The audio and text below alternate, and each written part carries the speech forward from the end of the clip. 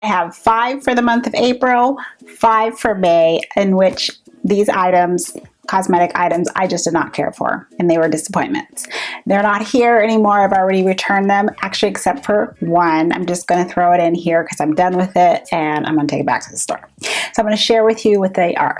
So let's first start with the month of April. First item, and I'll just put it up on the side here like a la Kimberly Clark. Ding! I miss her. Wet n Wild's retractable eyebrow pencil. Texture is so hard that you can't get any pigment out. I was pressing and pressing. I was even trying to warm it up on my hand, completely defeating the purpose, right, of trying to hurry up and get out the darn door. I used it that one day, said, okay, I've had enough, and I put it away. If the texture of that pencil, the retractable one, worked just as good as the slim one, I would have kept it. It would have been a nice alternative to take with me, leave the ABH at home. But sadly, did not work, went right back to the store. I'm gonna stay with Wet n Wild for one more product. And this is from their new collection, the Crystal Cavern collection. I actually have it up here on my monitor, so let me get the exact title of this product. It's the Mega Glow Faced Mist. The company, the Instagram posts, the video reviews, nobody was talking on the actual mist saying it's a dewy spray, it's an illuminating spray, or it's a spray of just water, to be honest. I don't know. At the end of the day, I didn't know what it was. So that was very frustrating to me. So I picked it up, got home, tried it out, and as far as I'm concerned, it's just water. It's sprayed water inside of a fancy little bottle. That's all it is. I did not detect any scent at all in the spray. So if it's supposed to be, oh, making me feel better, you know, with the whole Crystal Cavern, there's perfumes in there. It's supposed to enhance your mood. If this face mist is supposed to be very similar, again, there's no marketing on it. There's no mentioning from anyone what this spray is. It didn't do any of that because I didn't smell anything. Second, there was no illumination, there was no dewiness on my face. I sprayed it all on my arm to see. I could see, you know, obviously on my skin tone, can I see some sparkles? Can I see a sheen? Can I see anything? So as far as I'm concerned, it's just water. So if you were wondering yourself and getting a little frustrated, as I was, on what the hell is in this bottle, as far as I'm concerned, it's nothing but water. Next is a bright neon yellow nail polish from China Glaze.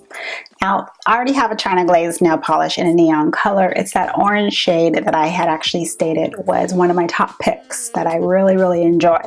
With China Glaze's neon new nail polishes, I'm just going to say it's for spring, summer. What I'm noticing is you don't have to put any type of a white base on your nails. You don't have to, what else? Like prep your nails to really make the color just like be really nice and bold. The problem though is, I put a white base on and it just turned into a white, yellow, like mustard fell on top of mayonnaise, which is probably going to gross you out, but that's exactly what it looks like. It mixed together, the shades, the white and the yellow, and just did not look good. It started to have this ring of yellow around the bottom portion of the cap. So when I would kind of like move the bottle or kind of just do whatever, put it in a spot, you know, before I was going to go take it back, I would have little dry chips of the color on the carpet or whatever piece of furniture. And I was like, okay, it must be just this color, because my orange one, and I also have it in the bright blue and the pink, it doesn't do that. So I just don't know if the yellow is just a different formula, whatever it is. The fact that it's drying out and doing that on the rim. And I did unscrew the cap, and sure enough, it got worse. You know, the spiral portion of the inside of the bottle, outside, and then up in the cap, it just started to look worse. So I said, you know, I'm glad the color kind of mixed in with the white and was crappy. Even more so, the storage of it. Now it's Maybelline's turn, so I can give them a big old frown. All right, Maybelline, I haven't picked on you in a while, so Here we go. This is with Maybelline's collaboration with Puma, so the brand. Now, I ordered some of the products on Ulta's website because it took a while for them to come to my actual Ulta store. When the items arrived at my home, the highlighter itself was completely shattered. So that's more of my experience with it. It completely was shattered, and then it wasn't in stock on the website, and then of course it wasn't in the store. I swatched it, and the color of it, of the rose gold of the Puma highlighter, reminds me exactly of the rose gold that's already in the existing Maybelline highlighters. So I'm thinking, what did you do? Did you take that highlighter from your existing collection and just slap the brand on it? Because it looks exactly the same. Exactly the same. So I was happy that it broke, because otherwise I wouldn't have been playing with it and thinking, oh, you look so similar to something that's already in the existing lineup. And the matte and metallic eyeshadow, the cream eyeshadow sticks. So one side has the metallic formula, the other one is the matte. So I chose the two colors that I thought I would use the most. One side's black, one side's like a deep red, and then the second one was more of the neutral colors, blended into the lid and be done with it, or put it on the waterline. That was my whole thought process with those sticks. I put it on my eyes and it just looked like an oil slick is what it looks like. So I'm looking at something that's supposed to be creamy, something probably easy to work with, a cream shadow stick to blend and smooth, and let's hope that it sets. I don't think that formula was going to set. It's the equivalent of saying, oh, I've got panda eyes, or I've got punched in the eye and I have this big black bruise. And then you can have the same thing with the red too. Put it in your waterline. Smearing and just slipping and sliding all over the place like an oil, like oil. I don't know what they did with those sticks. I don't know what they did. And I was playing with the neutral colors, and by then I did it just on my hand, and sure enough it was just like fast, slick. So I personally don't feel that the actual product, that the texture of it, the actual product design, all of that was just not up to par, not up to quality.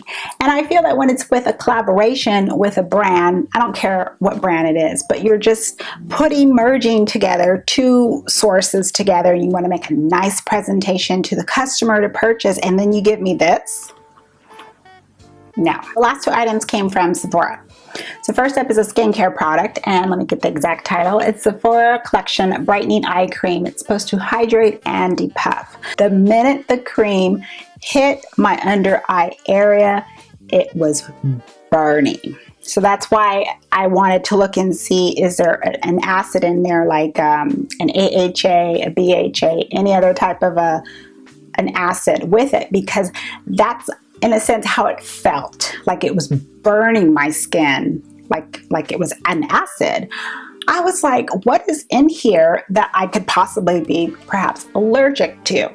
So this is a disappointment purely for me, because it's a skincare product that's going to be different for everybody. Might have a different reaction. You might try the eye cream and not have a reaction to it, but there's something in there as ingredient wise, something with this formula that my skin was like, and it was immediate. No sooner went than from here on was burning. And I'm like, okay. And I, like a dummy, went to the other side too, because I'm just thinking, whatever, burned.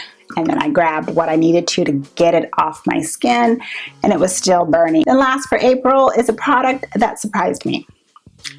I'm so surprised that I hated it. And you might be surprised too, because I like the sleepy mask. It's the Laniege Lip Glowy Balm. My expectation for that lip glowy balm was high. It was so high because the sleepy mask is out of control. It is what saves my lips. So I'm thinking, ooh, the lip glowy balm is going to be the sleepy mask of my dreams, and then that day glow, the lip balm of life walking around with it. Will it replace my Clarins lip balm, which is like double the price of this one? Nope. I already bought another Clarins because so far nothing has kicked it out of its way. The Glowy Balm is not hydrating. That is my personal experience with it. I'm not licking my lips. I'm not doing all this other stuff in which I'm thinking, why are my lips still so darn dry? I'm drinking the same amount of excessive water that I drink every day. I'm not, licking my lips because your saliva will start to dry out your lips. I'm not doing anything out of the ordinary that would warrant me to think, what is wrong with my lips? If anything, that Glowy Balm made my lips look worse. Now let's move up to the month of May. Let's stay in Sephora before we go back to the drugstore. Now I'm including this one in this video because I have given it so many tries. I've been wearing it. I gave it an equal shot concealer wise, and I want nothing to do with it.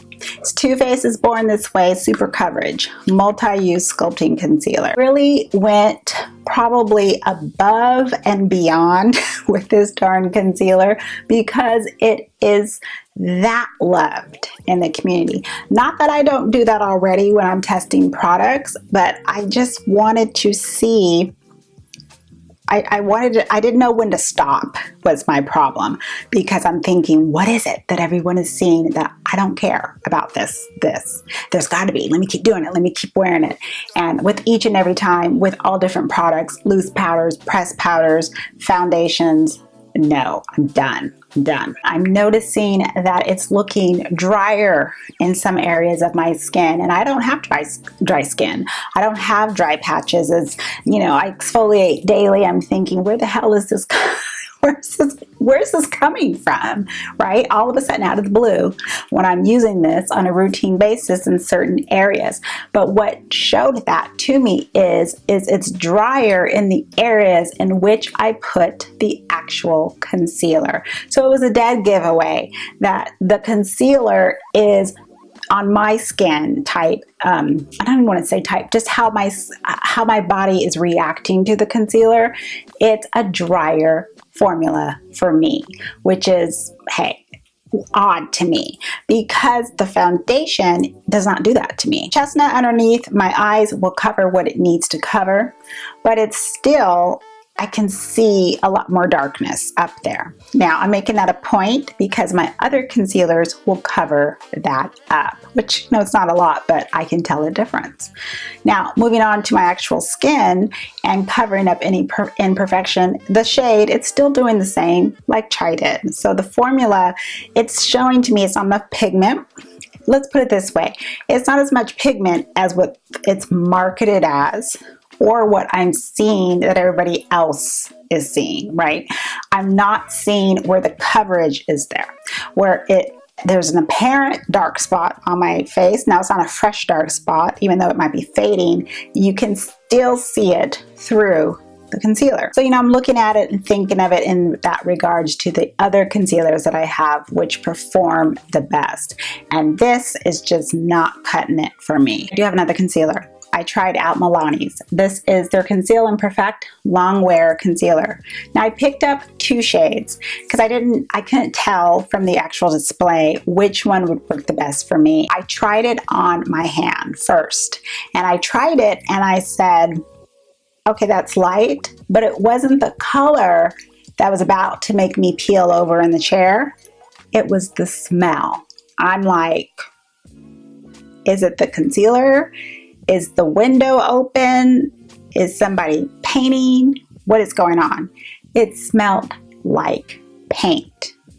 So again, I'm thinking, not really associating it with the product. I'm more so looking at, okay, that one's much too light for my skin. Let me try the second one. So I opened up the second one, and that is actually the shade that worked the best for my skin tone. I put it on underneath my eyes, and the smell of the paint is stronger. It's as if I'm just trooping along down the aisles of Sherwin-Williams store. It was a strong paint smell because it's closer to my nose as I'm blending it out. So I'm like, Okay, but everybody's nose is different too, because there's some cosmetic products that people say smell like paint, like Wet n Wild's Photo Focus Foundation, and I can't really tell that. So it's different with this all. So with this product, with Milani, no. I didn't want to even shoot footage of it. I didn't want to do a wear test. I didn't want to do anything else but get that concealer off my face. Those are my disappointments for the month of April and May. Sometimes I'll have them here, sometimes I won't. Just depends. I want to get into the habit of getting the stuff out of the house. You know, I don't want to hold it too long, so I may forget when they have to go back. Here in America, we have a return policy date, so bear with me if you see screenshots or might have the actual product, but rest assured I will remember my experiences with the products, good or bad, and I take my notes. So I want to definitely share those experiences with you for those 2 months. Let me know if you've had similar experiences or not. You know, sound off in the comments. Let me know what your experience has been with any of the products that I've mentioned on the video today. Thank you very much, everyone, for stopping by and watching. I hope you all have a wonderful day and a wonderful evening. And as always, I'm going to see you in the next video. Goodbye, everyone.